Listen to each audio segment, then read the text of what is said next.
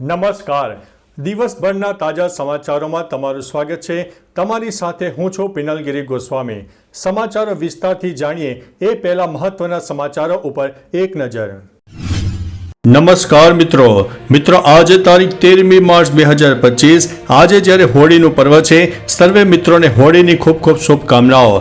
મહત્વની હેડલાઇન્સ ઉપર નજર નાખીએ તો હોળી પર્વની ઉજવણીનો ઉત્સાહ ગુજરાતભરમાં જોવા મળી રહ્યો છે. ત્યારે વાત થશે આગળ ₹100 અને 200ની નોટને લઈને મોટું અપડેટ આવી ગયું છે. આગળ વાત થશે રમજાનમાં ખાખીની સરાહનીય કામગીરી સામે આવી છે. ત્યારે વાત થશે ડાકોરના માર્ગો જય રણછોડના નાદથી ગુંજી ઉઠ્યા. આગળ વાત થશે ગુજરાતના આ જિલ્લાઓમાં ગરમી નહીં તમને ઊંઘવા દે. જી હા દોસ્તો, ત્યારે વાત થશે પદયાત્રીઓની સેવામાં લાગી છે દ્વારકા પોલીસ. ત્યારે આગળ વાત થશે લેબ ટેકનિશિયનો 7 દિવસથી ઉપવાસ આંદોલન ઉપર જોવા મળી રહ્યા છે. આગળ વાત થશે સુરતીઓ ગરમીમાં શેકાયા છે. તાપમાનનો પારો 40 ડિગ્રીને પાર પહોંચી ગયો છે. ત્યારે વાત થશે હવે ભયંકર તાપમાં સિગ્નલમાં નહીં ઊભા રહેવું પડે. આગળ વાત થશે વિધાનસભામાં હર્ષ સંઘવીની મોટી ચેતવણી સામે આવી છે. ત્યારે વાત થશે મિત્રો અરવિંદ કેજરીવાલને મોટો ઝટકો લાગી ગયો છે. ત્યારે વાત થશે વધુ એક લાંચો અધિકારી ઝડપાયો છે. વાત છે ભરૂચ જિલ્લાની. આગળ વાત થશે હવે રત્ન કલાકારો હડતાલ ઉપર ઉતરશે, તેમની મોટી માંગણીઓ સામે આવી છે. ત્યારે મિત્રો આગળ વાત થશે અમદાવાદમાં 1543 પોલીસ કર્મીઓની બદલી કરી દેવામાં આવી છે. ત્યારે વાત થશે જાણીતા ખમણ હાઉસના ખમણમાંથી નીકળ્યો હતો કાન ખજૂરો. ત્યારે મિત્રો આગળ વાત થશે રણ ઉત્સવમાં 2 વર્ષમાં સરકારને થઈ છે 13.69 કરોડની આવક. હવે મિત્રો સમાચારો વિસ્તારથી. મિત્રો વિધાનસભા ગૃહમાં સત્ર ચાલી રહ્યું છે. આ વચ્ચે માહિતી જણાવવામાં આવી છે કે કચ્છમાં જે રણોત્સવ ઉજવાય છે, આમાં 2 વર્ષમાં ગુજરાત સરકારને 13.69 કરોડની આવક થઈ ગઈ છે. જી હા દોસ્તો, 11.0 લાખ પ્રવાસીઓએ રણોત્સવની મુલાકાત લીધી હતી. MLA પ્રદ્યુમનસિંહ જાડેજા વિધાનસભા ગૃહમાં સત્ર દરમિયાન રણોત્સવને લઈને સવાલ કર્યો હતો. સરકાર દ્વારા આ જવાબ પણ આપવામાં આવ્યો છે. મિત્રો અન્ય મહત્વના સમાચારની વાત કરીએ તો જો તમે પણ ખમણ ખાતા હોય તો ચેતી જજો. જી હા દોસ્તો, જાણીતા ખમણ હાઉસના ખમણમાંથી નીકળ્યો છે કાન ખજૂરો. મિત્રો ખાણીપીણીની વસ્તુઓમાંથી જીવાત નીકળવાની ઘટનાઓ તો સામાન્ય રીતે બનતી જાય છે.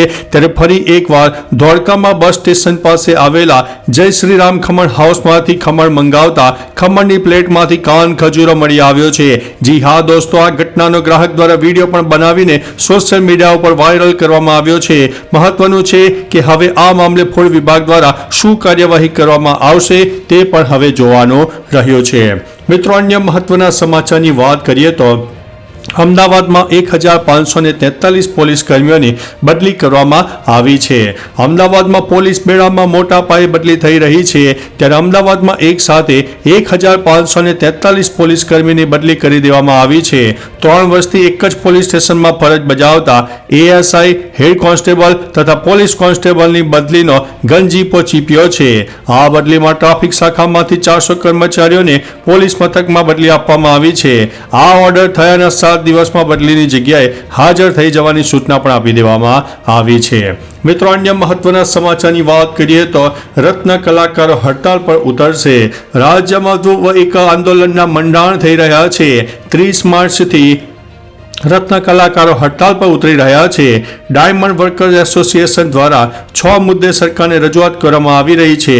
સરકારને રજૂઆત પણ પરિણામ શૂન્ય આવતા ડાયમંડ વર્કર્સ એસોસિએશન હડતાલ પર ઉતરવાની ચીમકી ઉચ્ચારી છે. જોકે બીજી તરફ ડાયમંડ વેપારી દામજી માવાણીએ બેરોજગારીની વાતને નકારીને રત્ન કલાકારોને કામ માટે તેઓની પાસે મોકલવાની વાત કરી છે. મિત્રો અન્ય મહત્વના સમાચારની વાત કરીએ તો વધુ એક લાંચિયો અધિકારી ઝડપાયો છે. ભરૂચ જિલ્લામાં વધુ એક લાંચિયો અધિકારી ઝડપાયો છે. જી હા દોસ્તો, વારસાઈના કામ માટે 8000 રૂપિયાની લાંચ લેતા શુક્લતીર્થના તલાટી સહિત 3 લોકો ACBના હાથે ઝડપાઈ ગયા છે. મિત્રો મહત્વનું છે કે ફરિયાદી 1.5 વર્ષથી વારસાઈના કામ માટે ધક્કા ખાઈ રહ્યા હતા. તલાટી ઉમેશ પટેલે ફરિયાદીને VCE કેનિલભાઈને મળવા જણાવ્યું હતું. ફરિયાદીએ લાંચ આપવાની ના પાડતા ACBનો સંપર્ક કર્યો હતો. ACB દ્વારા આ મામલે વધુ તપાસ હાથ ધરવામાં આવી રહી છે. મિત્રો અન્ય મહત્વના સમાચારની વાત કરીએ તો અરવિંદ કેજરીવાલને મોટો ઝટકો. દિલ્હીથી રાઉઝ એવન્યુ કોર્ટમાંથી કેજરીવાલને મોટો ઝટકો લાગ્યો છે. મિત્રો, મહત્વનું છે કે રાઉઝ એવન્યુ કોર્ટે કેજરીવાલ વિરુદ્ધ નવી એફઆઈઆર નોંધવાની માંગ સ્વીકારી લીધી છે. 2019માં કોર્ટમાં દાખલ કરવામાં આવેલી ફરિયાદમાં આરોપ મૂકવામાં આવ્યો હતો કે કેજરીવાલ, પૂર્વ આપ ધારાસભ્ય ગુલાબસિંહ અને પૂર્વ ધારાસભ્ય કાઉન્સિલર નીતિકા શર્માએ દિલ્હીમાં વિવિધ સ્થળોએ મોટા હોર્ડિંગ્સ લગાવીને જાહેર નાણાંનો જાણી જોઈને દુરુપયોગ કર્યો હતો. મિત્રો, અન્ય મહત્વના સમાચારની વાત કરીએ તો વિધાનસભાથી મોટા સમાચાર સામે આવી રહ્યા છે. વિધાનસભામાં ગૃહ રાજ્યમંત્રી હર્ષ સંઘવીએ જણાવ્યું છે કે લોકોમાં જાગૃતતા લાવવા, સરકારી સિસ્ટમમાં ભ્રષ્ટાચાર નિવારવા, પારદર્શકતા લાવવા આરટીઆઈનો પવિત્ર કાયદો અમલમાં છે. આનો દુરુપયોગ કરનાર શખ્સો સામે ગુજરાત પોલીસે રાજ્યભરમાં કુલ 67 ગુનાઓ દાખલ કરીને કડક કાર્યવાહી કરી છે.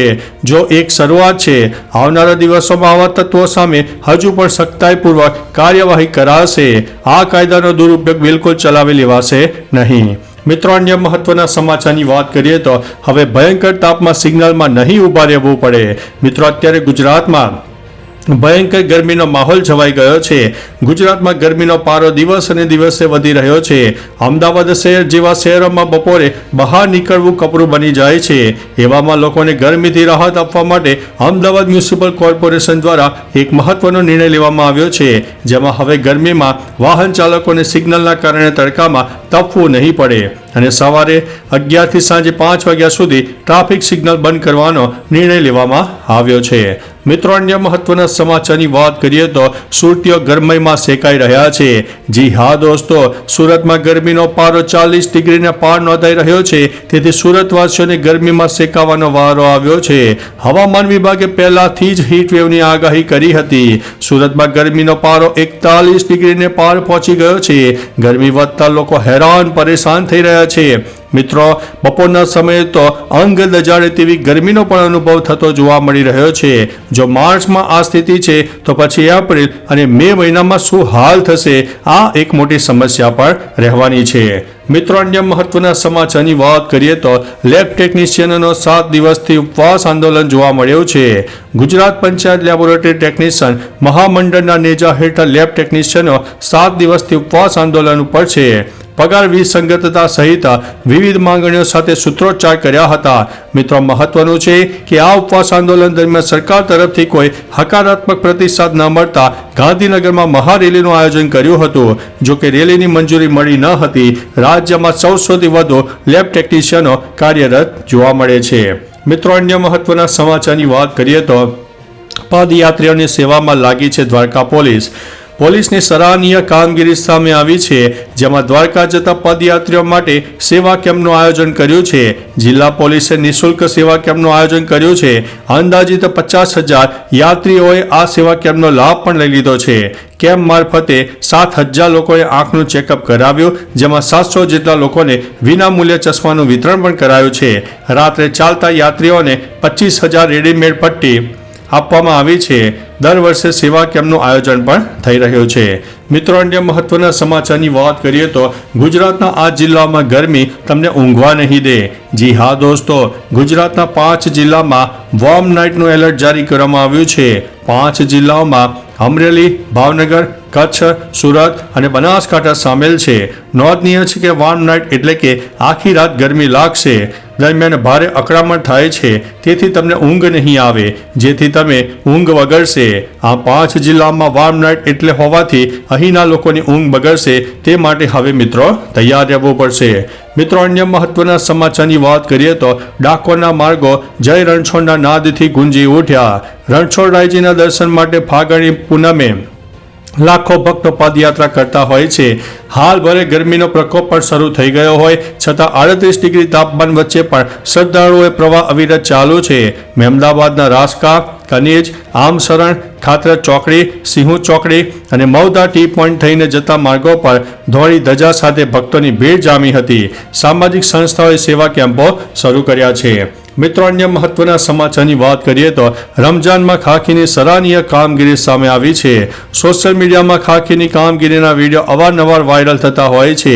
ત્યારે હવે યુપીનો એક વિડીયો વાયરલ થયો છે, જેમાં ખાખી કર્મીએ રમજાનમાં મૌલાનાને ખૂબ જ મહત્વની ભેટ આપીને પવિત્ર રમજાનમાં એક વચન માંગ્યું હતું, જેમાં મૌલાના ટુ વ્હીલર લઈને જતા હતા ત્યારે રોકીને તેમને તેમની ભૂલ સમજાવી અને હેલ્મેટ આપીને વચન માંગ્યું કે હવે પછી આવી ભૂલ નહીં કરે અને હંમેશા હેલ્મેટ પહેરશે. સાથે મીઠું મોઢું કરાવવા માટે ચોકલેટ પણ આપી હતી, જેનો વિડીયો સોશિયલ મીડિયામાં વાયરલ થયો છે. મિત્રો, અન્ય મહત્વના સમાચારની વાત કરીએ તો ₹100 અને 200ની નોટને લઈને મોટું અપડેટ સામે આવ્યું છે. ભારતીય રિઝર્વ બેન્કે ₹100 અને 200ની મૂલ્યની નોટોને લઈને મહત્વનો નિર્ણય લીધો છે, જેમાં 100 અને 200 રૂપિયાની મૂલ્યની નવી નોટો છાપવામાં આવશે. આ નોટોમાં મહાત્મા ગાંધી એટલે કે નવી સિરીઝમાં ₹100 અને 200ના મૂલ્યની નોટો બહાર પાડશે, જેના પર નવનિયુક્ત ગવર્નર શ્રી સંજય મલ્હોત્રાના હસ્તાક્ષર હશે. આરબીઆઈ કહ્યું છે કે જૂની ₹100 અને 200ના મૂલ્યની નોટો કાયદેસર ટેન્ડર તરીકે ચાલુ રહેશે. ચલણમાં રહેલી જૂની નોટોની માન્યતા પર કોઈ અસર નહીં થાય. મિત્રો, અન્ય મહત્વના સમાચારની વાત કરીએ તો હોળી પર્વની ઉજવણીનો ઉત્સાહ. ફાગણ સુદ પૂનમના હોળી પર્વની ભવ્ય ઉજવણી કરવામાં આવે છે. પંચમહાલ જિલ્લામાં બજારોમાં ખાસ કરીને ખજૂર અને હારડાની ખરીદી માટે લોકોની ભીડ જામી હોય છે. સુરત, વડોદરા, અમદાવાદ અને રાજકોટમાં મજૂરી કરતા આદિવાસીઓ હોળીની ઉજવણી માટે વતન ફરી રહ્યા હોય છે. ગોધરા એસટી ડેપો પર વતન જતા લોકોની ભીડ જોવા મળી રહી છે. ધૂળેટીની તૈયારીઓ પણ જોરશોરથી ચાલી રહી છે. બજારોમાં અવનવી પિચકારીઓ અને રંગની દુકાનો પણ ખુલી ગઈ છે. તો ચાલો મિત્રો, ફરીથી દેશ અને દુનિયાના સુપરફાસ્ટ સમાચાર લઈને મળતા રહીશું. ત્યાં સુધી અમને રજા આપશો. નમસ્તે.